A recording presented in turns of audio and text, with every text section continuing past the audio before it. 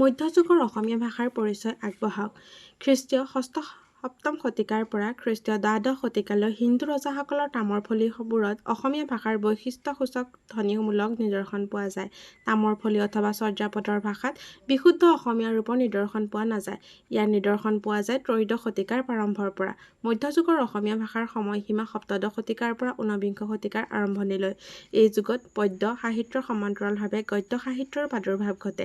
এই সময়ৰ ভাষাৰ নিদৰ্শন সংৰক্ষিত হৈ আছে ঘাইকৈ সত্ৰসমূহৰ পৃষ্ঠপোষকতাত ৰচিত চৰিত পুথি, আহোম ৰজাঘৰৰ পৃষ্ঠপোষকতাত ৰচিত বুৰঞ্জী আৰু বিবিধ প্ৰয়োজনত ৰচিত ব্যৱহাৰিক পুথিসমূহৰ মাজত। এইবোৰৰ জৰিয়তে অসমীয়া কথিত আৰু লিখিত ভাষাৰ ব্যৱধান বহুলাংশে হ্ৰাস পায়।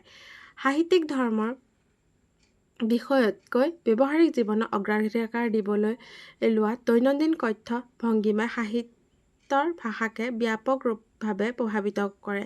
চৰিত পুথিসমূহৰ ভিতৰত বৰপেটাখত প্ৰাপ্ত কথাগুৰু চৰিত বা গুৰুচৰিত কথা নামৰ পুথিখন তৎকালীন অসমীয়া ভাষাৰ অধ্যয়নৰ ক্ষেত্ৰত অত্যন্ত গুৰুত্বপূৰ্ণৰূপে চিহ্নিত। সত্ৰীয়া পৰিৱেশৰ গাম্ভীৰ্যপূৰ্ণ তথা পৰিমাৰ্জিত ভাষাৰ ব্যৱহাৰ হ'লেও পুথিখনত তৎকালীন কথিত ভাষাৰ বিশেষকৈ বৰপেটাকেন্দ্ৰিক নামনি অসমৰ ভাষাৰ নিদৰ্শন লক্ষ্য কৰিব পাৰি।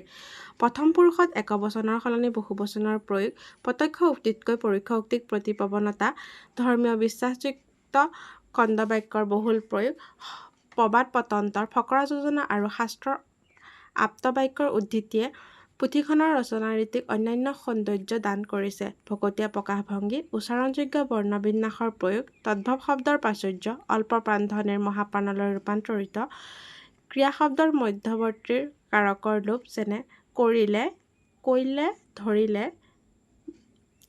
ধৰিলে ইত্যাদি, তাৰা, তোমৰা, তেৰে, সেই, থিতে, তলুক ইত্যাদি বিবিধ সৰ্বনামৰ ব্যৱহাৰ, অনিয়মিত বাক্যৰ বহুল প্ৰয়োগ, অসমাপ্ত বাক্যৰে এই বিষয়ৰ পৰা অন্য বিষয়লৈ গমন, কামৰূপী উপভাষাৰ কথন ভংগী আৰু শব্দ-সম্ভাৰৰ প্ৰয়োগ আদি পুথিখনৰ আন কেতবোৰ ভাষাতাত্ত্বিক বিশেষত্ব। সমসাময়িক অন্যান্য সাহিত্যৰ তুলনাত ইয়াত বিদেশী শব্দৰ বিশেষ প্ৰভাৱো পাবলৈ নাই। চৰিত পুথিসমূহৰ প্ৰায় সমসাময়িকভাৱে আহোম ৰজাঘৰৰ পৃষ্ঠপোষকতাত ৰচিত বুৰঞ্জীসমূহৰ মাজতো মধ্যযুগীয় অসমীয়া ভাষাৰ নিদৰ্শন সংৰক্ষিত হৈছে। ইয়াৰ ভাষা খাৰাংখাচ, পোনপটীয়া আৰু অনাড়ম্বৰ। সেয়ে হ'লেও ই গাম্ভীৰ্যসম্পন্ন আৰু শালীনতাপূৰ্ণ। নিজৰ ৰাজ্য তথা নিজ ভদ্যৰ উপৰি আহোমসকলে দাঁতিকাষৰীয়া ৰাজ্যৰো বুৰঞ্জী প্ৰণয়ন কৰিছিল। গতিকে এইবোৰত ভাষাৰ বিবিধ ভংগীমাৰ সুপ্ৰকাশো ঘটিছে। বৰ্ণনাৰ বাহুল্য আৰু অনাৱশ্যক শব্দ ইয়াত সমূলি পাবলৈ নাই। পকীবেৰৰ নিচিনা নিকপকপীয়া গঠনৰীতি সম্বলিত দৈনন্দিন কথনভংগীৰ সাৰ্থক প্ৰয়োগে ইয়াৰ ভাষাক জনসাধাৰণৰ কাষ চপাই অনাত সহায় কৰিছে।